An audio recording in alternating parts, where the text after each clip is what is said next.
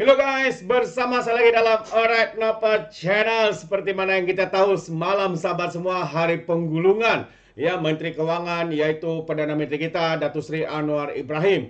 Dan apa yang memberi tumpuan ya kepada rakyat Malaysia adalah berkaitan dengan komen ataupun perbahasan daripada MP Pasir Mas.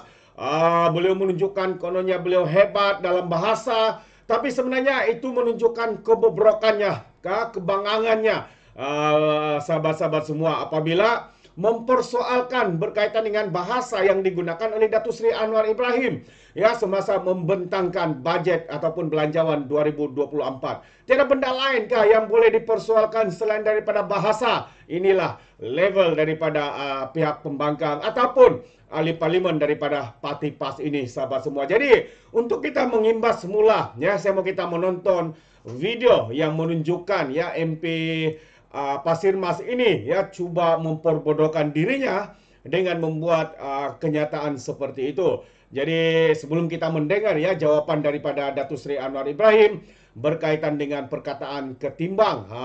Jadi tanpa membuang masa sahabat semua, mari kita tonton bersama. Saya ingin menyentuh beberapa perkara sampingan sebelum menyentuh topik utama dalam bahasan masjid ini, kerana jika tidak disentuh, ia akan dianggap sebagai perkara yang betul. Pertamanya ialah berkenaan dengan teks bajet ini, walaupun ia perkara sampingan, tapi saya rasa ia perlu untuk ditegur. Saya lihat Yang Berhormat Perdana Menteri suka menggunakan perkataan-perkataan yang baru, perkataan-perkataan yang kurang digunakan. Ya, itu baik untuk mendedahkan penguasaan bahasa. Tapi jangan sampai menggunakan perkataan yang tidak ada di dalam kamus. Saya ambil contoh perkataan ketimbang, digunakan sebanyak 27 kali. Saya semak dalam kamus Dewan, tidak ada perkataan ketimbang. Ya, ada ketimbung, ketimbung, ketimpung. Ya, tidak ada ketimun, ketimbang tidak ada. Saya tak tahu dalam kamus mana yang dirujuk perkataan ketimbang ini. Jadi walaupun ucapan kita ini bukanlah dokumen bahasa, tetapi kalau nak guna perkataan yang jarang digunakan, pastikan perkataan itu betul.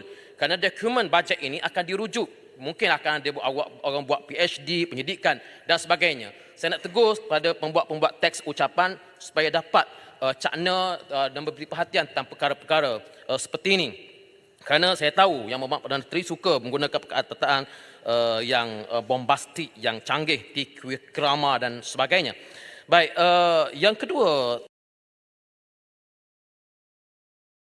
Itu dia sahabat semua, bagaimana dengan penuh yakin ya, dengan dengan penuh yakin MP Pasir Mas ini mengatakan bahwa perkataan ketimbang itu tidak ada dalam kamus Dewan.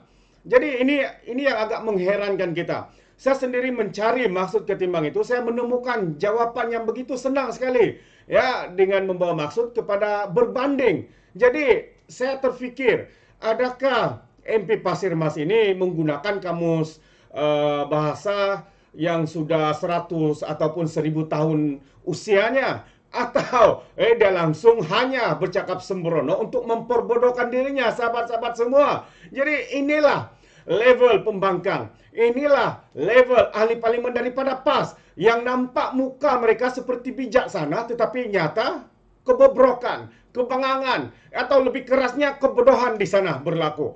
Jadi menarik untuk kita dengar sendiri jawapan daripada Datuk Seri Anwar Ibrahim ya berkaitan dengan perkara ini, dengan beberapa lagi bahasa seperti mahakaya dan sebagainya. Jadi menarik untuk kita ikuti sahabat semua jawapan daripada Datuk Seri Anwar Ibrahim ya berkaitan dengan isu ini. Jadi tanpa buang masa, mari kita buka mata, buka telinga untuk kita menonton dan juga mendengar ya pencerahan daripada Datuk Seri Anwar Ibrahim. Saya tidak menentang orang kaya. Maha kaya ini kerana kategori ini tidak boleh dapat sedekah dan subsidi. Itu saja poin dia. Bukan kita marah dia sebab dia kaya. Kita kata program subsidi macam diesel, minyak, ayam, semua ini dapat manfaat kepada golongan kaya. Jadi kita nak elak daripada ini berlaku, sebab itulah dikatakan penyasaran subsidi. Dan kalaulah dengan cara ini rakyat terbeban, harga gula naik atau harga tepung naik atau harga ayam naik, kita tidak akan ubah dasar subsidi ini, tetapi kita beri suntikan tambahan STR yang melibatkan 9 juta rakyat, maknanya yang akan mendapat faedah daripada bantuan kepada kerajaan untuk mengurangkan beban mereka. Tapi dibangkitkan, ini soal bahasa sedikit. Mana dia maha kaya? Tak betul. Maha itu istilah maha. Mahasiswa? Boleh pula. Kemudian ada lagi istilah umpamanya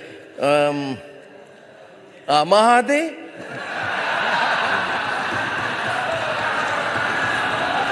Baik. Sebab kata tak boleh. Ini hukum. Ini hanya kepada Allah SWT, Maha Suci. Atau paling tidak, Maha Mulia hanya kepada Sultan. Tidak boleh. Ini mahasiswa boleh, maha guru boleh, maha wangsa boleh. Ini kena belajar bahasa juga sedikit. Macam ketimbang. Saya tanya dia orang bahasa. Istilah ini, dia ikut zaman. Dia apa yang disebutkan keperihalan keadaan. Ini teori bahasa. Context of situation. Orang guna, dia guna. Dulu tidak ada alaf. Tidak ada mampan. Tidak ada ketelusan. Tetapi bila kita gunakan, dia orang bahasa teliti, terutama ucapan belanjawan, dan dia rasa sesuai, dia kembangkan. Dan saya sama setuju dengan Bra supaya kita memperkasakan bahasa. Dan malah oleh itu, amat konsisten dengan seruan Bra itu, saya arahkan semua jabatan kerajaan dan syarikat-syarikat tempatan tidak boleh menulis dalam bahasa Inggeris atau bahasa lain. Tulis bahasa Melayu. Tapi kalau syarikat antarabangsa itu dikecualikan. Ada yang salah faham. Syarikat antarabangsa boleh. Ada yang tidak setuju. Jadi saja selingan soal bahasa dibangkitkan. Balik kepada soal subsidi diesel. Baik. Digunakan hanya di Semenanjung. Sebab apa? Di Sabah dan Sarawak itu diesel digunakan secara lebih menyeluruh. Jadi kalau kita nak laksanakan kena kaji dampaknya begitu rupa. Dan Ali Muhammad tahu bahawa kos sebenarnya untuk tahun ini dah mencecah 81 bilion ringgit. Dan kita bayar kepada orang asing 35 juta orang dan golongan yang saya sebutkan maha kaya. Tetapi nelayan yang menerima subsidi diesel itu diteruskan. Juga kenderaan diesel dalam kategori pengangkutan awam, termasuk van, bas sekolah, itu juga kekal 188 sen. Jadi saya harap dapat ini menerima penyelesaian semula diesel ini kerana ia boleh mengurangkan beban kerajaan. Baik, ini sama seperti mana disebut oleh Menteri Pertanian semalam tentang harga ayam. Alhamdulillah setakat semalam dan hari ini harga ayam masih terkawal. Cuma saya tidak nafikan kadang-kadang di setengah-setengah tempat ada juga laporan tentang harga yang agak tinggi. Tetapi saya ada senarai yang dibawa, umpamanya harga ayam hari ini. Saya tak faham, Perlis dia murah. RM6.90, 99 sen. Tetapi lah Perlis Arau, Perlis Kangor, Perlis di Padang Besar, mungkin ada perbezaan sedikit itu Arau sebelum masih rendah. Itu bagus. Pertama kali Arau setuju dengan saya.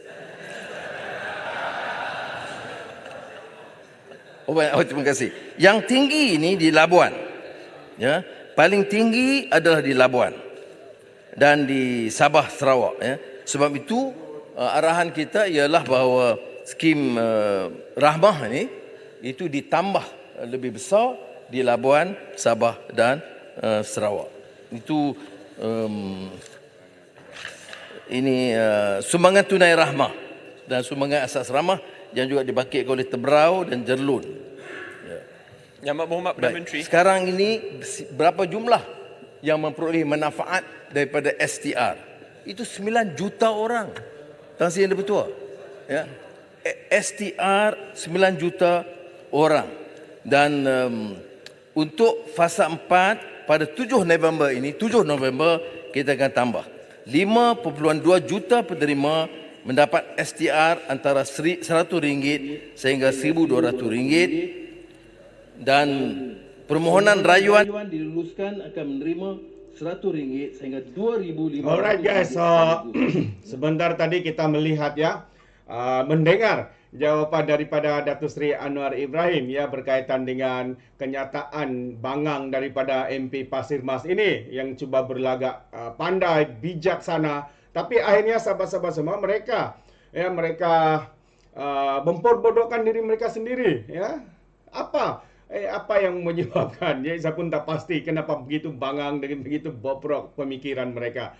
Ya, akhirnya memalukan diri sendiri sahabat-sahabat semua. Jadi inilah level pembangkang yang ada pada hari ini yang hanya tahu ya untuk mempersoalkan perkara-perkara yang kita anggap bukanlah penting sangat, bukanlah terkait dengan isu rakyat, tapi itu pula yang mereka cuba ya persoalkan. Dan juga antaranya juga adalah apabila Datuk Seri menyebut tentang Mahakaya ya, banyak pimpinan seperti Presiden Lebay Pas, Larut, pemimpin-pemimpin mereka mempersoalkan kenapa kerajaan ini mereka membuat tuduhan kononnya Datuk Seri anti kepada orang kaya. Ya, ini pun sudah dijawab oleh Datuk Seri Anwar Ibrahim. Ya, bukan anti kepada mereka, tetapi subsidi ya, berkaitan dengan subsidi itu mereka sudah kaya raya, mereka punya uang. Kalau hanya sekadar subsidi bernilai RM2, RM4, RM5 itu tidak dikenakan ke atas mereka, saya percaya perkara itu tidak memberikan kesan kepada mereka. Tetapi akhirnya hari ini mereka menjadikan perkara itu, dijadikan isu, dipolitikkan dan sebagainya. Untuk apa tujuannya? Adakah mereka mau menghasut orang kaya itu membenci kerajaan? Mungkin itu tujuannya sahabat semua. Tapi yang nyata apa yang kita lihat hari ini, mereka akan menggunakan apa saja isu. Demi apa? Demi untuk menjatuhkan kerajaan. Demi apa? Untuk menjatuhkan imej Perdana Menteri kita. Itulah pada pandangan saya yang sedang mereka lakukan di belakang tabir ini.